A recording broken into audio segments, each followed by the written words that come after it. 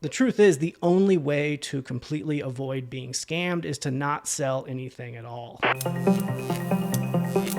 Hey, welcome back to my weekly show where I talk about the ups and downs and in-betweens of selling on eBay. Had a pretty crazy video last week where I talked about what was that word I used? Controversial. Had a pretty crazy video last week where I talked about a controversial situation that a viewer sent in as a question about whether he should feel bad about canceling a sale when he listed something for $95 and it sold immediately and realized later that it was worth $1,500. So I posed that question back to y'all to see whether you would honor the sale or whether you would cancel it. And the results are in. Over 1,500 of you responded to that poll. 59% of you are going to cancel the order while 41% are going to honor it and ship it out. Really interesting. I think in the video I said that I expected it to be split pretty close down the middle. It really can go either way, and I can sympathize with people in both situations. Y'all left some pretty good comments here. I'll read some of them. Desert Rainflower said if it were something where I'd lose out on $20 or something, I'd honor it. A $1,400 loss, I'm canceling it. I have health problems where finding and keeping a job is near impossible. $1,400 would be a crippling loss for me that I couldn't afford to lose. Somehow I think someone able to buy something that expensive will be okay without it. Just Me said a $1,400 difference, and people are saying honor it. Have y'all purchased literally anything from a brick and mortar lately? I'm canceling. Maybe if it were $500 or $100 loss, but $1,400, nah, we need groceries and gas. Michael Hicks said, I don't mind leaving some meat on the bone for the buyer, but $1,400 represents so much time, effort, and energy for me and my family that it's worth the ding to my metrics. On the other side of it here, we have RJ saying, lucky them, I'm a man of my word, my fault for not researching more thoroughly, and I would want someone else to do the same for me. If I bought an item from them, once a contract is accepted, you have a responsibility to complete your end of the bargain. The knowledge you gained is worth far more anyway. Major Win says, yeah, solidly in the take the loss and honor the sale camp. We've been there a couple times, but taking the hit is like a fuel that fires us up to reduce misses in the future, and we really feel it's the right thing to do. We would reach out to the customer, tell them congratulations for catching the awesome find. Finally, Darlene says, of course you would think it's okay, and to broadcast it on social media proves what kind of person you are. Ouch, that one stung a little bit, not gonna lie, but I respect your opinion. You're entitled to it, so. Hey Justin, it's Jason. First off, love the content and love the videos. Keep up the good work. Thank you. You're welcome. My question is, when you purchase an item from, for example, a thrift store and you have to pay sales tax on that item, are you including the sales tax in your purchase price, or are you just doing the sticker price that was listed on the item? For example, are you doing $1.99 or $2.14 after tax? Thanks very much. Bye. Thanks, Jason. That's a good question. By the way, if you want to send in your own video question like that, you can do so. There's a link in the description below. I'd love to have you on the channel. But to answer your question, Jason, yeah, you want to include the sales tax there. That's an expense to you as the seller in this situation. And so if you bought something for $1.99 and there was 12 cents, or I guess it would be more than 12 cents, 50 cents of taxes, you want to include that sales tax in your cost of goods because that is the total expense that you paid to purchase the item and is represented as your cost of goods. So yeah, definitely include it. Andy asks, hey Justin, thank you for all your helpful advice. It's really helped me grow my business. Can you say hi to my wife, Chloe? No, I can't say hi to your wife, Chloe. I'm sorry. I'm not going to do it. You come onto my channel, you ask all these demands of me. I'm not going to do it. Hi, Chloe. A while back, you mentioned you pay your shipping fees with a credit card to gain bonuses. I can't seem to do the same. Whenever I pay via PayPal, it deducts from my PayPal balance or my bank account. Can you walk us through how to change this? Thank you again. Sure, Andy. So what Andy's referring to is on eBay, you can select two different payment methods to buy your labels through eBay. You can select to have the label costs come out of your eBay funds, out of your managed payment eBay funds, or you can select to have it come out of a linked PayPal account. Some people like to link their PayPal account for labels so that they can use a credit card and get mileage and bonuses through that. So definitely a cool thing if you can do that. But what you have to do is you have to go and set your default payment option to be your credit card. I think by default, PayPal is going to use your balance. And if your balance is nothing, then it's going to go to like a linked bank account. So you need to link your credit card and then set your credit card as your default payment method. And then any labels you buy through eBay will come through PayPal and get charged to that credit card directly. So give that a shot. Osceola Coins and Currency asks, question, what is the fastest way to get followers? Well, that's a good question. I don't really know. So eBay does allow you to follow other sellers. I I don't know. I've never tried to get followers. I have a ton of followers on eBay. I assume that's just because I have, this YouTube channel and I publicize my eBay account, and y'all are probably watching what I list and sell, making sure I'm not lying to you. But I don't really know how to get followers necessarily on eBay. I think the best way would be is to just, be a good seller. That's probably the best way to get followers, is just list good items, list items things that people want, provide good customer service, ship on time, pack well, those types of things. Be known for someone who does a good job selling on eBay. That would be the best way, I think, to start to get followers. I think if you sell in a particular niche, like if you sell comic books, for example, and that's a good idea to build up as many followers as you can. That just suggests you're probably going to have a lot of repeat buyers. So short of starting a YouTube channel, I'm not really sure the best way to get followers besides just being a good seller. But I can't say I benefit from having a lot of followers. Every once in a while, one of my viewers will buy something from my eBay account, which I appreciate. Thank you. But it's very rare. And I don't want you to buy stuff. To be clear, I don't want you to buy stuff from my eBay account. You're welcome to if you see something that you like. But if my income on eBay was made up of a bunch of sales happening to viewers on this YouTube channel, that would not represent a realistic view of selling on eBay, because I get not all of y'all have YouTube channels, for example. So just to be clear, I rarely get viewers buying stuff on my eBay account, and I would prefer to keep it that way because I want this channel to be a realistic view of selling on eBay and not inflated just because I have a YouTube channel. All right, let's get into my sales for the week. I'll be answering other viewer questions sprinkled throughout these top 10 sales. If you have any questions for me, leave them down below, and I'll also put time codes in the description below if you want to jump around to different questions. So I ended up having a pretty good week this week, 479% ROI, 45% net profit margin, but a gross income of $1,241 and a net income of $683. So much, much better this week. 2 weeks ago, I had my net return for the week was like in the $100. Last week, it was in the $300. So glad to see it up at almost $700 for the week. This feels much closer to my sort of normal. So it feels like maybe we're getting a little bit out of summer, getting a little bit closer to Q4. Historically, my Q4 numbers are about 20 to 30% higher than they are in other quarters of the year. So I do expect my numbers to start to slowly increase as we're getting into Q4. Looks like I had 36 new listings for the week. 35 is my goal, so I beat it by 1. Good job, Justin.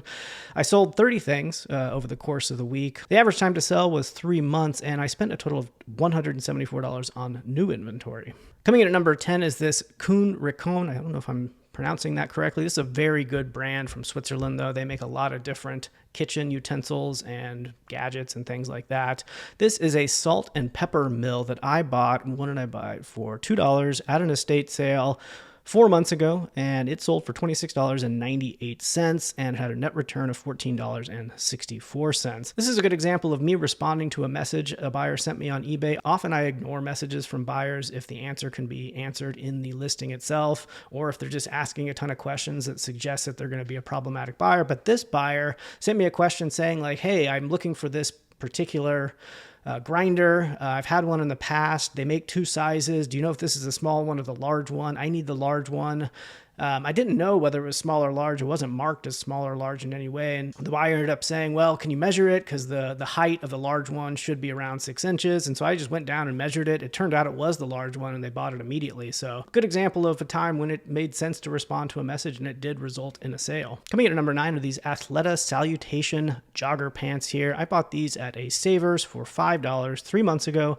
They sold for $31.98. I got a net return of $16.29. That's a net profit margin of 51 cents. Athleta is a pretty good brand. These were used. They were not new with tags, I don't think. No, they were not new with tags. Looks like we did use a stock photo on this one. Be careful using stock photos. It can subject you to a Vero claim and takedown, so be careful using stock photos. I'm actually transitioning out of ever using stock photos. This is kind of an older post, but I don't recommend you use stock photos, or if you do, use them sparingly and know that it can be an issue if you get caught, if you get a Vero takedown for it. Rico asks, hey Justin, thanks for all the info. You're welcome. I have a question. In listing sell one like this, is it okay to use any pics of the item that is already listed? Specifically a nice pic where the lister illustrated the dimensions of the item, or am I just being lazy? Thanks. Hey Rico, I don't think you're being lazy necessarily, but it is against policy to use other sellers' photos on eBay. As a seller yourself, when you upload photos to eBay, you give them the rights to use it however they wish. But as a seller, you can't just use anyone's photos without permission. So technically, I think their documentation says you have to reach out to sellers and ask their permission. So you could do that. You could send the buyer a message and say, hey, I really like this. Do you mind if I use it in your listing? And if they give you approval, then you can technically use it. So that's what I would recommend. So if you want to use someone else's photos, reach out to them first. That's the nice thing to do. They put the time and effort into making it. So if you want to benefit from that, just ask them first and see what they say. Coming at number 8 is this Logitech MK360 wireless keyboard and mouse combo. This thing sold really quickly, 2 days. I bought it at Salvation Army just this past week for $6. It sold for $34.67. My net return on it for the 8th best flip of the week was $16.64. I typically pass on Logitech keyboards and mice. Some can be good, most of them are not, but this one was brand new in the box and it was only $5. It seemed like a no-brainer to me, and so it sold very quickly. Glad I picked that one up for the 8th best flip of the week. Coming in at number 7 is this Yankee Candle centerpiece melt cup warmer. Wow, I've had this thing for a long time, over a year. I bought it at a garage sale last year for $5 back in April. It sold finally for $34.99. This thing was listed for over a year. I got an offer on it for like $20, which I thought was too low. So I countered it to $27, and then about an hour later, it sold at full price. I know y'all have experienced that before. Pretty weird. Other people think that getting an offer and sending a counter offer sends a positive signal to the algorithm to show that this item has some interest in it. So maybe that's what happened here. But I got a net return of $16.67 for the 7th best flip of the week. Is that right? 7th best flip of the week. 333% ROI. Finally, glad to get it out of the house after a year. Story behind it asks, is it possible to get a refund for a shipping label if it hasn't been taken to the post office and scanned yet? I had already packaged up an item that had the same buyer come back and buy something else a few hours later. How to best handle that situation? Yeah, absolutely. Good question. You can definitely cancel shipping labels and get a refund on those, and you do that from the Seller Hub. I can't remember exactly where it is, so I'm going to have to look it up here. But if you open up your Seller Hub, I think on the top it's under Orders and then Shipping Labels, and then you'll find the order where you want to cancel the shipping label, and you under the Action menu, you put Cancel Label. Once you go through that cancellation process, it usually takes sometimes upwards of a week for eBay to officially cancel it and then refund the money. But that's what'll happen. So you just cancel it, then buy another one, and then wait a week for the original to be refunded. Coming in at number 6 is this D-Link Bay network storage hard drive enclosure. This thing did not have the hard drives in it. I got it about 2 months ago at a garage sale for $1. It sold for $26.89. That's $16.90 plus $9.99 in shipping. Had a net return for the 6th best flip of $16.97. Coming in at number 5 is this lot of 4 527 Levi's jeans, all 34 by 30. I bought these in a lot of about 7 pairs, all the exact same size, all the exact same style number. These sold for $71.98. That's $64.99 plus $6.99 in shipping. I bought them for $5 a piece. So with 4 here, the total cost of goods was $20. The net return was $33.52. Took 6 days to sell for the 5th best flip of the week. Casper asks, can you explain the Minnesota Road Improvement and Food Delivery eBay fee is now collecting in addition to sales tax? eBay gets a little raise with the additional fees being added to the total price. Yeah, Casper, sure. Happy to answer that. I don't know about this particular fee in particular, this Minnesota Road Improvement and Food Delivery fee. So different states have different rules and laws in place, and I'm guessing Minnesota is making eBay charge this additional, road and improvement and delivery fee tax. That eBay is not just for fun, collecting an additional tax for Minnesota residents to help them build their roads. The state government is making them do that, so they're tacking that on as an additional fee. As to your question about eBay getting a little raise, yeah, eBay considers your total sale price inclusive of any fees, including sales tax and I guess including Minnesota Road Improvement and Food Delivery taxes, to calculate your final value fees. And a lot of sellers get kind of bent out of shape about that, which I can understand. Why do you have to pay fees on something like sales tax? Personally, I don't really care that eBay includes those taxes when calculating final value fees because that's a service that they're providing.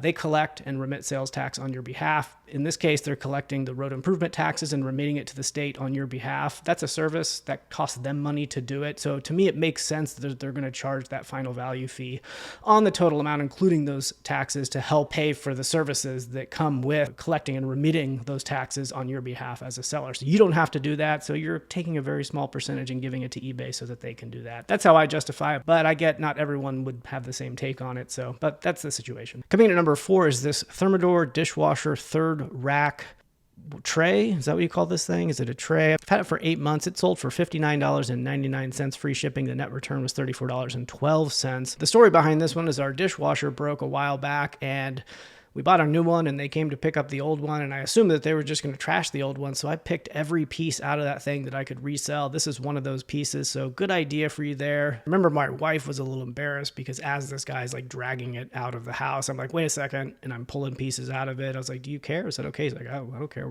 This thing is getting trashed anyway. So it's a good idea. If you got to replace appliances like these, your refrigerator, your dishwasher, things like that, all sorts of pieces in there can be sold as replacement parts. Coming in at number 3 is this really cool Chicago Cubs vintage 90s t-shirt. It sold for $56.98. Took 6 months to sell, but the timing is right in the middle of baseball season. I got it at a Savers for $6.23, and it net returned $36.64 for the third best flip of the week. Is that right? Third best flip of the week.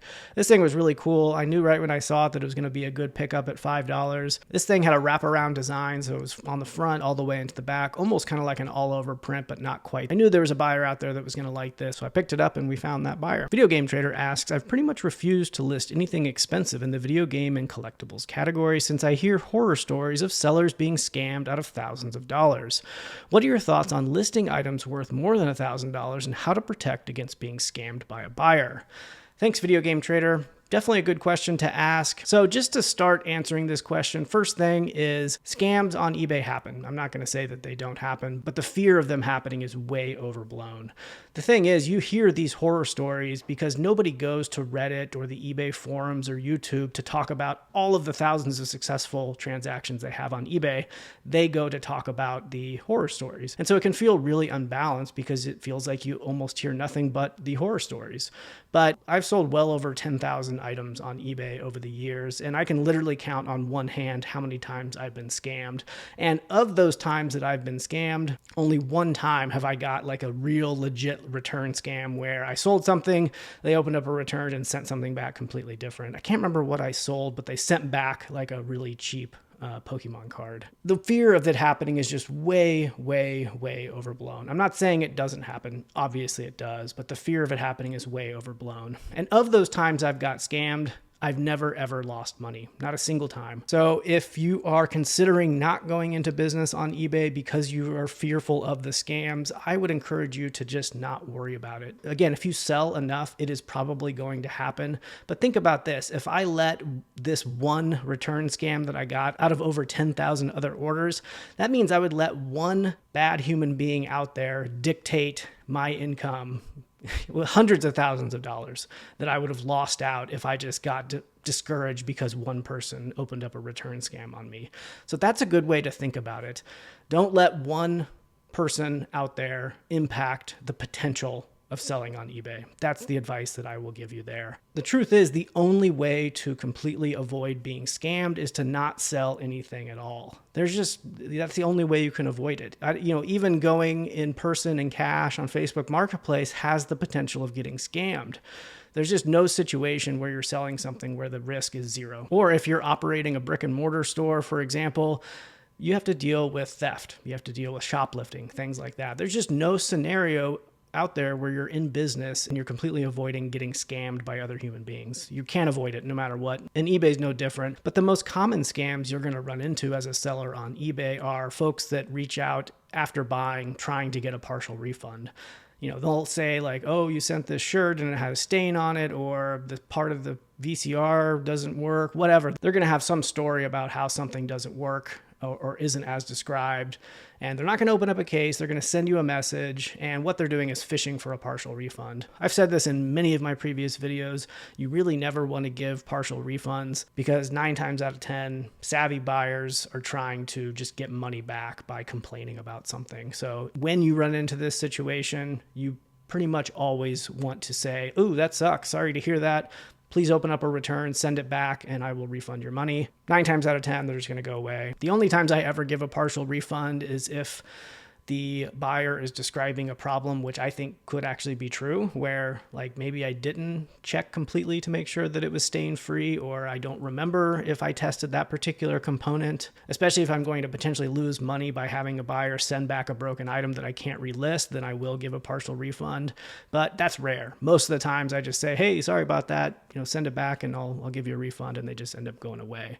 That's the vast majority of scams that are happening on eBay. These return scams where you sell something and then they send you back something completely different. Again, they happen, but it is very, very rare that they happen. I would not let that risk dictate whether you sell on eBay or not. But if it does happen, because again, it does happen, and it has happened to me once, is just get eBay on the phone. They actually have really good customer service. It can be difficult to get them on the phone, but once you do get them on the phone, they're actually really helpful. They're nice. I've really never had a bad experience talking to an eBay rep on the phone in this situation. So when I sold that item and I got the Pokemon card returned instead, what ended up happening after talking to eBay on the phone is that they sided with both of us. They did end up giving the buyer back their money, but it did not come out of my funds, which does suck a little bit. But that's eBay's problem. Like, I think it encourages more scams like that, but that's eBay's decision to make. If they want to do that, they can do that. I didn't lose any money on it though, so I'm okay with the situation. I would also not waste your time filming yourself packing up your items and taking them to the post office or opening up your returns when you get them in the mail. eBay does not accept videos like that as evidence in cases like this, and for good reason. It's just very easy to fake. Like, I could very easily film myself packing up an item, taping it up, putting the label on there, and then I could stop recording and I could open up the package and put something else entirely in the box and print another label and send that off. It's just way too easy to fake a video like that. So eBay does not accept that as evidence. Don't waste your time and effort making a video of yourself packing or unpacking the items. It's just a waste of time. Coming in at number 2 is this Kohler showering rail combo. I picked this up at a garage sale just this past weekend. I paid up at $50, but it was brand new in the box. It took 1 day to sell for $224.98. That's $199 plus $25 in shipping. And it had a net return of $128.41 for the second best flip of the week. Kohler's a great brand. Fans of the channel who've been around for quite a while know that I bought a Kohler pallet about 2 or 3 years ago. Most of that stuff has all been sold off. This did not come off of that pallet. And it was an open box, brand new, had never been used. I was surprised it sold in 1 day, but really glad to get that out the door for the second best flip of the week. That leaves us with number 1, this RCA almost vintage TV built in 2005, brand new in the box. This is an interesting story. I got this at the exact same garage sale that I got that Kohler piece at, but 2 weeks apart. So I bought this TV 2 weeks ago at a garage sale, and then just this past weekend, 2 weeks later, we went out garage sailing and happened to follow the signs for a garage sale, not knowing it was this same garage sale. And I was very close to just not getting out again because I was like, oh, this is where I got that TV from. But I got out and they ended up having that Kohler piece there that wasn't there the first week. So if you're out there going to garage sales, I always avoid the what I call perpetual garage sales, where almost like every month they're hosting a garage sale.